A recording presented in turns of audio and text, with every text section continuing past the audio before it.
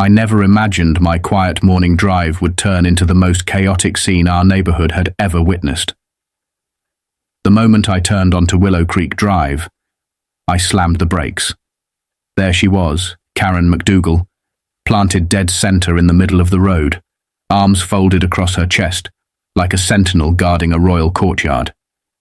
It was exactly 7:30 a.m., and the rising sun gleamed off her platinum blonde bob, making her look like she'd been dipped in gold and wrapped in fury. Her designer sunglasses masked her eyes, but everyone knew the look she wore underneath. Sharp, judgmental, and unyielding. The yellow school bus lumbered forward at a careful pace, but Karen didn't flinch. She wasn't just blocking the road, she was making a statement, and every parent on that street knew exactly what it was about. The bus driver gave a light, respectful honk, a gesture of civility.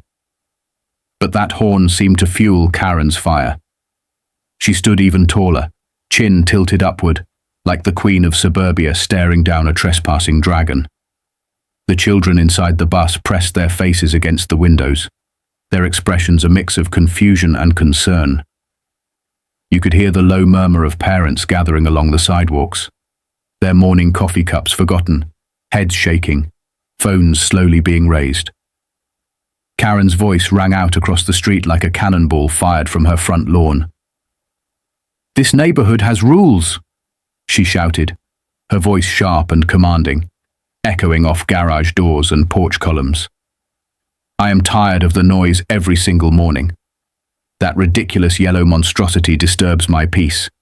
It ends today." Her declaration had the tone of a revolutionary speech, except her battlefield was a quiet cul-de-sac, and her enemy, a school bus full of kids. Parents glanced at one another, unsure whether to laugh or yell. Mr. Jenkins, the bus driver, sat frozen behind the wheel, a man who had driven this route peacefully for over a decade now, caught in the middle of a suburban standoff. It was the kind of scene that made time stand still, and in that moment, we all knew. Karen McDougall had officially lost it. When my family first moved to Oakwood Estate 6 months ago, we were charmed by the clean sidewalks, the tasteful landscaping, and the welcoming neighbors who waved from their porches. But what the glossy brochures and sweet-talking realtors never warned us about was that buried beneath the manicured lawns and community potlucks was a one-woman government. Karen McDougall, self-appointed enforcer of the HOA, and the self-declared queen of covenant codes and neighborhood decorum. We learned quickly that in Oakwood, it wasn't the law of the land that ruled, it was the unwritten law of Karen. I remember our first introduction to her like it was yesterday. It was the morning after we moved in. We were still unpacking boxes when the doorbell rang at exactly 8 a.m. I opened the door, half asleep, only to find Karen standing on our porch with a clipboard in hand and a polite smile that didn't quite reach her eyes. She pointed out, with great seriousness, that our garbage bin was visible from the curb. A violation. A $100 fine. No welcome basket, no cookies. Just the first of many reminders that everything in this neighborhood ran according to her interpretation of the bylaws.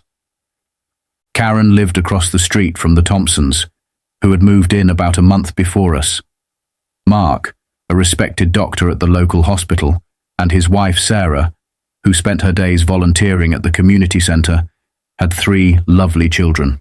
Bright, cheerful, polite. But to Karen, they committed the ultimate suburban sin. They needed the school bus. Every weekday morning at 7:30, that bus pulled up right on the corner of their property, just close enough for Karen to hear it from her bedroom window. And from that moment on, her war against the Thompsons and the bus began. At first, the complaints were subtle. A call to the school district about the bus arriving slightly too early, followed by another the next day about the sound of rowdy children.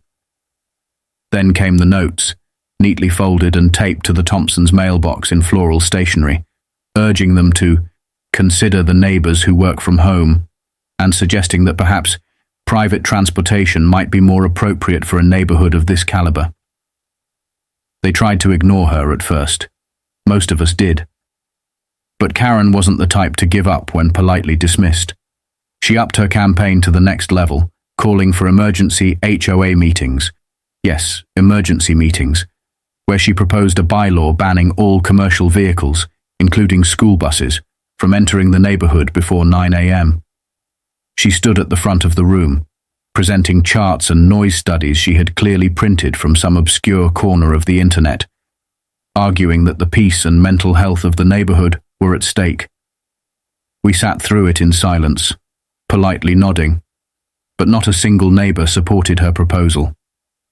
Karen's lips tightened with every rejection, her eyes scanning the room as if we were all traitors to her imagined regime. Still, she persisted. At the final meeting, she stood with tears of frustration in her eyes and declared, "You don't understand. I have important client calls at 8 a.m. sharp. How am I supposed to conduct business with that bus honking and children screaming outside my window? My rights matter too." It was the closest we'd ever seen her to cracking. But what none of us could have predicted was how far she would go when the HOA and the school district both refused to yield. What came next was no longer about rules or peace and quiet. It was about power. And the next morning, she made her move. The street was still quiet when she set the stage for her suburban showdown. The sky was barely light when Karen rolled out her glossy black trash bins, normally kept tucked neatly in her side yard, and placed them directly in the middle of Willow Creek Drive. Not haphazardly, no. Perfectly centered. Perfectly aligned. A blockade. But that wasn't all. By dawn, her white Mercedes appeared, pulled out of her driveway, and parked sideways behind the bins like a barricade from a movie set. It was no accident. She had built a wall, one that no school bus could pass. And when that big yellow bus rounded the corner on its usual route, it met the barricade. And Karen. Mr. Jenkins brought the bus to a cautious stop and opened his window. His voice was gentle, respectful. "Ma'am, I've got 23 children who need to get to school. Please move your vehicle so we can pass." Karen stood tall, hands on her hips, and instead of answering, she pulled out her phone. "What's your name? Your employee number?" she snapped. "I'm documenting this harassment. You have no right to disturb the peace of this neighborhood every single morning with your loud engine and obnoxious honking." Around her, parents were arriving at their usual spots to drop off their children. The murmurs turned into concerned chatter. Some began calling the school district. Some began filming. And someone, maybe several, called the police. Mr. Jenkins, ever the professional, radioed for assistance, keeping his voice calm as children began to shift nervously in their seats. And then, just like that, the first cruiser appeared. Officer Rodriguez stepped out, all calm authority and clipped words, walking up to Karen with the patience of a man who'd seen too much and was still paid too little. The crowd held its breath. Karen had turned a neighborhood annoyance into a full-blown spectacle, and the worst was yet to come. Officer Rodriguez approached with steady, purposeful steps, his calm presence slicing through the rising tension in the air. Karen turned toward him with the theatrical shock of someone deeply offended by the sight of a uniformed officer doing his job. She placed a hand on her hip and raised the other with practiced flair. "Officer, thank goodness you're here," she said, as if she were the one being harassed. "I need to file a complaint. This bus driver deliberately makes excessive noise every morning. I've filed numerous reports with the school district. No one listens to me. But today, this circus, it stops." Her voice quivered, not from fear, but from an indignant rage that burned just beneath her carefully composed exterior. Officer Rodriguez remained composed, clearly used to dealing with self-important suburban drama. "Ma'am," he said firmly, "I'm here because we've received multiple reports of an obstruction on this road. I need you to move your vehicle and these trash bins immediately, so that the school bus can proceed." Karen's eyes narrowed behind her sunglasses. She looked him up and down like a manager ready to escalate things to corporate. "Do you know who I am?" she snapped. "I'm the president of this HOA. These streets are maintained by the association. They're private property. I have every right to regulate who drives on them and when." The gathering crowd collectively held their breath. She was doubling down. She believed every word. And yet, everyone who had actually read the HOA agreement knew otherwise. She stood there, proudly misinformed, confident that her status gave her the power to rewrite municipal traffic laws. That was when I finally spoke up. The moment had stretched on long enough. I stepped forward from the edge of the crowd and said, "Actually, Karen, the HOA agreement clearly states that while we maintain the roads, they remain public thoroughfares. Standard traffic laws apply. Page 16, Section 4, Paragraph 2. Her head whipped in my direction, her lips pressed into a furious line. "Nobody asked you," she hissed, like a villain in a courtroom drama. "This isn't your concern." I took a breath, keeping my voice even. "It is when my kids are on that bus." My heart pounded in my chest, but I didn't flinch. I was tired of being tiptoed around her tantrums, tired of letting her treat the rest of us like unwanted guests in our own homes. Officer Rodriguez received a call on his radio. After a brief reply, he turned back toward Karen. A second cruiser had arrived and parked behind the first, lights flashing, casting blue and red reflections across the street. The officer's tone shifted ever so slightly, still calm, but now with unmistakable authority.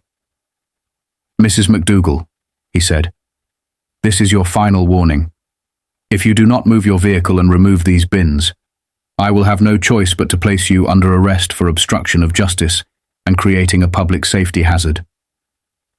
Something flickered across Karen's face, a crack in the porcelain, a flicker of realization that maybe, just maybe, she had crossed a line even she couldn't walk back from. But it was only a flicker. Karen McDougall was not the kind of woman who backed down from a fight. She squared her shoulders, lifted her chin, and shouted to the entire block, "I am being harassed for standing up for my rights. I will not move until someone addresses the real problem here, which is this bus disturbing hard-working residents every single morning." It was the final crescendo of her performance. Officer Rodriguez let out a soft sigh, one filled with the weight of a man who had hoped reason might prevail. "Mrs. McDougall," he said, now louder so that everyone could hear, "turn around and place your hands behind your back." The click of the handcuffs was sharp and final. A silence fell over the street, deep and stunned. The chaos had ended, not with compromise, but with consequences. Children on the bus stared wide-eyed through the windows. Parents stood motionless on the sidewalks. Some mouths hung open. Others whispered to their neighbors in disbelief. Even those who hadn't been there for the initial spectacle had stepped outside, drawn by the noise, now watching their HOA president being led to the back of a police cruiser. Karen continued shouting, her words growing less coherent with each step. She cried out about neighborhood standards, about legal action, about how we would all regret this. But nobody was listening anymore. She was no longer the voice of the HOA. She had become the warning sign. As the officers moved her car and cleared the bins, the bus rolled forward at last. A collective sigh swept through the crowd. Cheers broke out, small at first, then louder as the relief sank in. Mr. Jenkins gave a polite wave to the parents and continued down the road, now 15 minutes behind schedule, but hailed as a hero all the same. People began talking right away. Whispers of emergency meetings, of votes, of removal. "She's gone too far this time," Mrs. Patel from 2 doors down muttered as she stood beside me. "Blocking a school bus? That's not just mean, it's illegal." The next day, the neighborhood buzzed with updates. Karen had been released from custody in the afternoon, but she wasn't walking away unscathed. The charges were serious: obstruction of traffic, interference with a school vehicle, and disorderly conduct. And because our state treated school-related offences with elevated severity, she was facing court with more than just a slap on the wrist. She also had to attend a disciplinary hearing with the HOA board. That meeting came even faster. Karen arrived surprisingly poised, carrying a folder full of printed city noise ordinances and wielding a handheld decibel meter like a sword. She was ready to fight her case, ready to prove that the sound of children and bus brakes was a threat to her productivity. But it didn't matter. The room was filled with neighbors who had seen the whole thing, neighbors who had grown weary of her crusades, her fines, her letters, and her rigid rule. The vote was swift. 15-1 in favor of her removal from the board. The reign of Karen McDougall was officially over. But fate, it seemed, wasn't finished teaching her lessons. The school district, concerned for the safety of its drivers and students, decided to reroute the bus. The new designated stop? Directly in front of Karen's house. Every weekday morning at exactly 7:28 a.m., the yellow bus now rolls up and halts at the curb, its hydraulic doors hissing open as children climb aboard beneath the newly installed school district security cameras. That same hiss that once rattled Karen's nerves now greeted her like clockwork, louder than ever, clearer than ever, every single morning. And the moment she received the news, hand-delivered by the district transportation director himself, her expression was unforgettable. Her mouth opened, then closed. No words, no protest, no indignation. For once, Karen McDougall had nothing to say. And for the rest of us, we finally had our mornings back.